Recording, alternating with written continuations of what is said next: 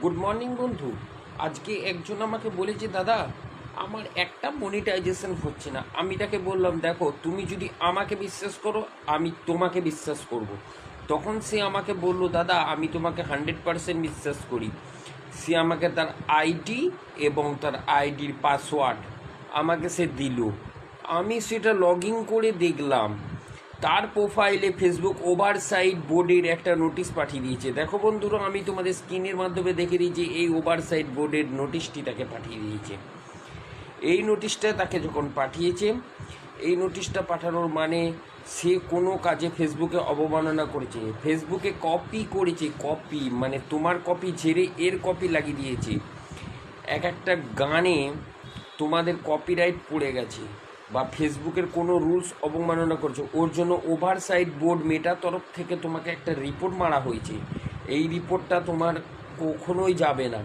এই রিপোর্টটা আমি তাকে বলেছি, তুমি যদি একটু ভালোভাবে কাজ করো, মানে প্রোফাইলটা যদি ভালোভাবে তুমি যদি একটু কাজ করো, তাহলে তোমার এই ওভারসাইট বোর্ডের রিপোর্টটা আমি কিন্তু রিমুভ করিয়ে দেবো ফেসবুকের টিমের কাছ থেকে।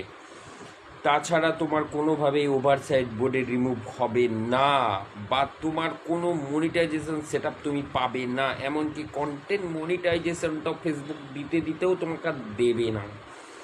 তোমাদের কি করতে হবে বন্ধুরা, ভালো করে এই ওভারসাইট বোর্ডে রিপোর্ট মানে তোমার প্রোফাইলটা মনে করবে এরকম ঝুলন্ত অবস্থায় রয়েছে, তোমাদেরকে ওই প্রোফাইলটাকে জাগিয়ে তুলতে হবে।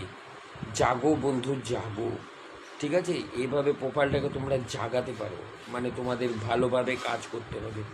করতে করতে আমি ফেসবুকের কাছে 10টা রিপোর্ট করব। ঠিক আছে, কি বললাম, 10টা রিপোর্ট করব। যার প্রোফাইল হয়েছে সেও শুনে নেবে আমার এই ভিডিওটা। আমি ফেসবুকের কাছে 10টা রিপোর্ট সেন্ড করব। 10টা রিপোর্ট সেন্ড করার পর তারপরে তোমার কাজটা কিন্তু পার্মানেন্টলি হয়ে যাবে। ফেসবুক না করলেও তোমার কাজটা আমি মেটার তরফ থেকে করিয়ে দেব। ঠিক আছে, এটুকু তোমাকে আমি গ্যারেন্টি দিতে পারি, কিন্তু তোমাকে তার মাঝে কোনো ভুল করা চলবে না।